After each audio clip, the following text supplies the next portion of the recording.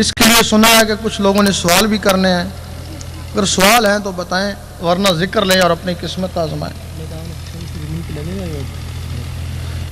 یہ کہتے ہیں جی کہ میدان محشر اسی زمین پر لگے گا یا اوپر؟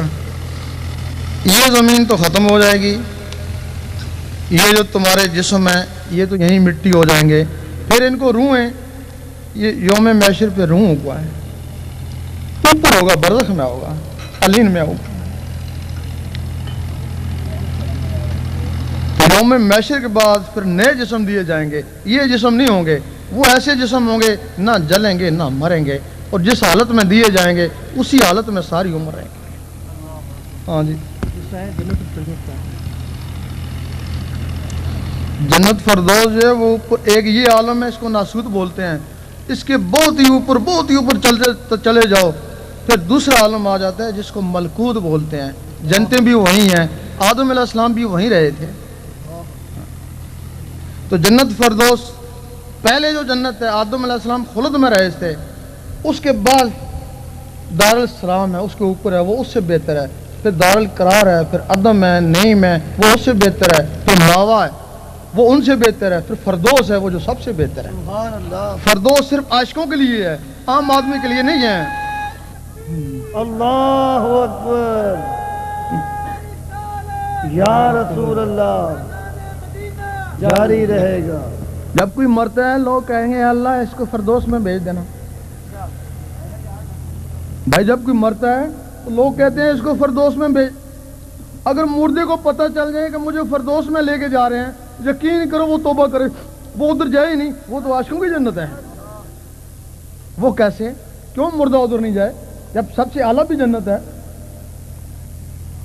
یوم محشر میں حکم ہوگا ان عاشقوں کو جنت میں لے جاؤ۔ کون نہیں سن رہے جی؟ نعرہ تکبیر۔ آپ تمام حضرات جو اس طرف آئے نیچے بیٹھ دیں اپنی نشستوں پہ، سوالات کی جواب دے رہے ہیں، بتائیں۔ سرکار یوم محشر میں حکم ہوگا یہ جو عاشقین ہیں ان کو جنت میں لے جاؤ۔ وہ کہیں گے ہم تو نہیں جائیں گے جنت میں، کہ کیوں؟ کہ ہم نے اتنا کچھ کیا، پتے کھائے تیری خاطر، جنگلوں میں رہے، دنیا چھوڑا، تو جنت کے لیے تھوڑی چھوڑا تھا، تو جنت تو پوائنٹ نمازوں سے بھی مل جاتی ہے، تو جنت کے لیے پھر کیوں؟ تیرے لیے ملے گا، میں بھی تو جنت میں ہی ملوں گا نا، تیرا دیدار، کیونکہ ان کو یہاں جو دیدار ہوتا رہا اس میں واسطہ تھا، وہاں جو دیدار ہوگا وہ بغیر واسطے کے ہوگا، اور اس بغیر واسطے کے دیدار کو وہ ترس رہے ہیں۔ کیونکہ یہاں جو ٹی وی پہ دیکھتے ہیں نقل ہوتی ہے نا، اصل اوپر ہے نا، چاہتا ہے دل اس کو بھی دیکھیں جو اصل ہے۔ حکم ہوگا دیدار بھی تو جنت میں ہوگا نا، اگر یہاں دیدار دیا تو یہ سارے ہی مر جائیں گے، وہ کہیں گے ہمیں اس سے مطلب نہیں ہے۔ فضیل بن ایاز سب سے زیادہ اکڑ باز ہیں، وہ کہیں گے ہم نہیں جائیں گے، ہمیں اس سے مطلب نہیں ہے۔ پھر فرشتوں کو حکم ہوگا کہ ان کو رسوں سے باندھ کے جنت میں لے جاؤ، پھر نوری رسوں سے باندھ کے گھسیٹتے ہوئے ان کو فردوس میں لے جائیں گے۔ جب وہ فردوس میں پہنچیں گے اللہ تعالیٰ سب مخلوقوں کو، حوروں ملائک کو حکم دے گا جاؤ ان کے دل بہلاؤ، وہ آنکھ اٹھا کر بھی نہیں دیکھیں گے۔ پھر حکم ہوگا جس کو جان پیاری ہے وہ فردوس سے نکل جائے، پورے ملائک سب بھاگ جائیں گے، پھر اللہ تعالیٰ ان کو دیدار دے گا۔ جب دیدار دے گا تو 72,000 سال کے لیے بے ہوش ہو جائیں گے، پھر جب اٹھیں گے کہیں گے حل مزید، پھر دیدار دے گا، 72,000 سال کے لیے پھر گئے۔ اس وقت یہ کہیں گے یہاں بھی پاگل وہاں بھی پاگل۔ ایسا آدمی تمہارے میں سے کوئی اس جنت میں جائے گا؟ تم تو اس جنت میں جاؤ گے جہاں ہورے ہوں گے۔ ہاں جی آؤ۔ مولوی ذکر کرنے کے خلاف کیوں ہوتے ہیں؟ مولوی ذکر کرنے والے کے خلاف کیوں ہوتے ہیں؟ یہ ازلی دشمنی ہے ان کی۔ جو بھی درویش آئے مولوی نے ان کے اوپر فتوے لگائے، غوث پاک کو بھی انہوں نے نہیں چھوڑا۔ حضرت امام حسین رضی اللہ تعالیٰ کی جو شہادت کا سبب ہے یہ انہی کے فتوے ہیں نا، انہی کے فتوے نے ان کی شہادت کا سبب۔ اب جو شیطان ہے یہ دین اسلام کے 2 پر ہیں، ظاہر اور باطن، شریعت اور طریقت، دل اور زبان۔ اب شیطان کیا کرتا ہے؟ وہ شریعت والوں کو روکتا ہے کہ تو نے نماز پڑھ لی، یہ بھی تو ذکر ہے نا، وہ ان کو روک دیتا ہے ذکر سے، اور ذکر والوں کو کہتا ہے کہ تو نے ذکر کر لیا، نماز میں کیا رکھا ہے؟ ان کو نماز سے روکتا ہے، ان کو ذکر سے روکتا ہے۔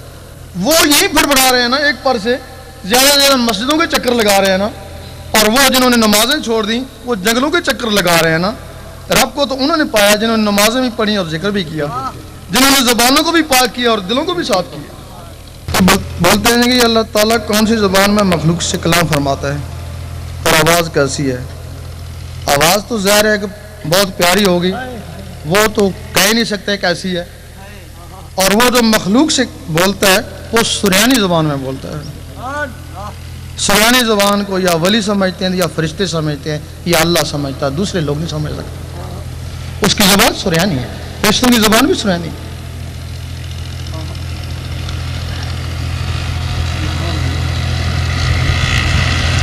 اگر کوئی ذاکر اپنی جگہ سے آپ سے رابطہ کرنا چاہے تو کیسے؟ یہ تو ایک ہوتا ہے جب ذاکر بن جائے، کشف تک پہنچ جائے تو رابطے ہو ہی جاتے ہیں۔ اچھا جی،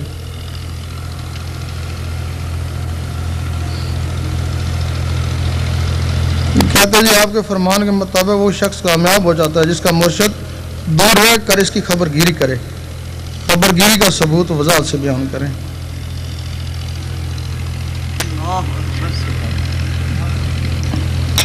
خبر گیری ہے کہ مرشد اس کو اللہ اللہ میں لگاتا ہے، اگر اللہ اللہ کی راہ میں اس کو تکلیف ہوتی ہے تو اس کو پہنچتا ہے، اور وہ اس کو دیکھ بھی سکتا ہے اور محسوس بھی کر سکتا ہے۔ لوگ کہتے ہیں کہ وہ دنیاوی تکلیف میں بھی پہنچے، اور بھائی تمہیں اللہ اللہ تک پہنچانے کے لیے ہے، دنیا تک تو نہیں ہے، دنیا تمہیں چھڑانے کے لیے ہے وہ تو۔ سبحان اللہ، تیرا شاہی میرا شاہی، سبحان اللہ۔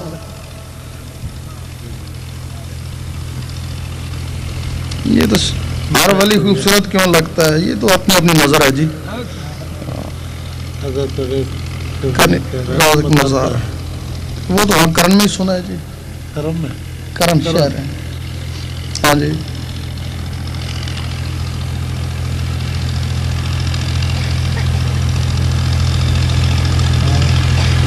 اس میں لکھا ہے ایک فوجی جو غیر مسلم سے جہاد کرتا ہے شہید ہوا، قرآن کی روح سے وہ زندہ ہے، اس کے اندر کی مخلوق تو جاگی ہیں، وہ جاگی نہیں، وہ کیسے مرنے کے بعد زندہ ہے؟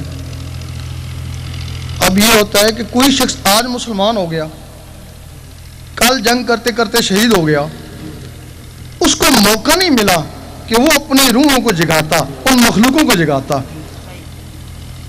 جب موقع نہیں ملا، میدان عمل تو یہ تھا نا، اس کو یہاں موقع ہی نہیں ملا، اب وہ شہید ہی ہے نا، آپ کے کوئی مقام زیادہ حاصل نہیں کر سکتا نا، جتنا مقام اس کو شہید کا ملا اتنا ہی ملا نا، کیونکہ میدان عمل یہ ہے۔ اب اس کو آگے بڑھانے کے لیے اس کی روح کو اللہ تعالیٰ پر نیچے رکھتا ہے، اور وہ روح کسی ولی کی تعبیر میں دے دی جاتی ہے، اور ولی پھر اس ولی کے ذریعے اس کے یہی مراتب بڑھنا شروع ہو جاتے ہیں، اور جو ولی بن جاتا ہے اس نے روحوں کو جگا لیا نا، ولی اوپر چلا جاتا ہے، اس کی باقی مخلوقیں دنیا میں کام کرتی رہتی ہیں، ولی کا درجہ شہید سے اوپر۔ ہاں جی، اور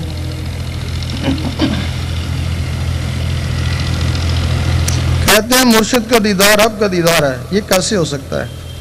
اگر تمہارا مرشد فنا فی اللہ والا ہے، وہ رب کو دیکھتا ہے، رب اس کو دیکھتا ہے، تو اس کے لیے سلطان صاحب نے فرمایا مرشد کا دیدار میں نے لکھ کروڑا حجاں ہو، وہ دیدار والا ہے تب، ورنہ نہیں۔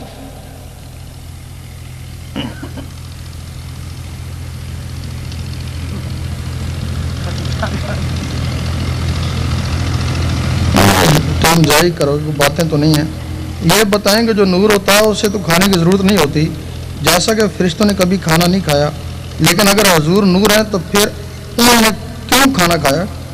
تو بشر بھی ہیں۔ نہیں، بات یہ نور ہے، ان کا اندر ہی سارا نور ہے، جسم تو بشریت میں آیا نا، جسم تو بشریت میں آیا نا، اندر کا نور ہے۔ جس طرح وہ دو فرشتے تھے ہاروت اور ماروت، جب ان میں نفس ڈالا گیا، انسانی شکل میں نیچے آئے، فیصلے کرتے تھے، ایک جگہ ان کی دعوت پکائی گئی، وہ دعوت کھانے کے لیے گئے تھے نا، تھے تو نور تھے نا, وہ نفس کی وجہ سے وہ دعوت کھانے کے لیے گئے اور کھاتے تھے. اب ان کا یہ ہوتا ہے کہ یہاں جو بھی غذا وہ کھائیں اندر جا کے نور بن جاتی ہے. اگر طعام کھاتے ہیں اندر نور ہے, اندر جا کے نور بن جاتا ہے. یہ کس کا جی؟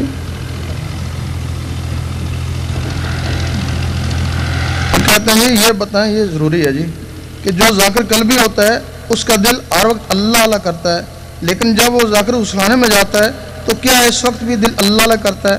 حالانکہ غسلخانہ ایک ناپاک جگہ ہے. وہ ایسا ہوتا ہے کہ جب دل کی دھڑکنیں اللہ اللہ میں لگ جاتی ہیں, پھر وہ آدمی کوشش کرے کہ میں ذکر بند کروں, لیٹرین میں جاؤں, لیکن ذکر بند نہیں ہوتا. پھر اگر ذکر بند کرے گا تو دھڑکن بند ہو جائے گی. اس کے لیے پھر یہ ہوتا ہے کہ وہ بجائے اللہ اللہ کے انا انا کا ذکر کرے, الف نون النا انا انا, وہ دل پھر انا انا میں لگ جاتا ہے. انا انا نہ گناہ ہے نہ ثواب ہے. جب نہ پاک ہو پھر انا انا انا دل ادھر لگ جائے گا. جب پاک ہو جاؤ پھر اللہ اللہ.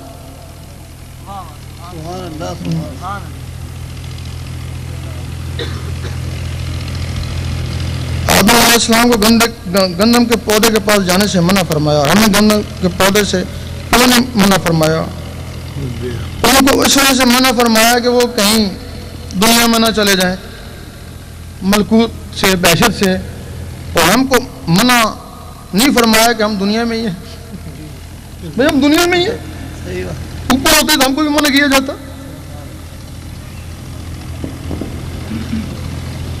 بازی والی آپ کے مرشد کا نام کیا ہے؟ چلو ہم کو تو آج سے 15 سال پہلے حضور پاک نے بیعت کیا تھا. جو حیات النبی کے قائل ہیں ان کو یہ بات ماننی پڑے گی, اور جو حیات النبی کے قائل نہیں ہیں ان کے سامنے یہ بیعت نہیں ہوئی. اس کو اویسی بولتے ہیں, اویسی بیعت ہوتی ہے. اگر یہ فیض ہے تو کہیں سے بیعت ہوگا نا, تو بیعت حضور پاک کی بیعت. اگر کسی کو شک ہو تو ان سے رابطہ کر لیں گے. نعرہ رسالت, تیرا شاہی میرا شاہی,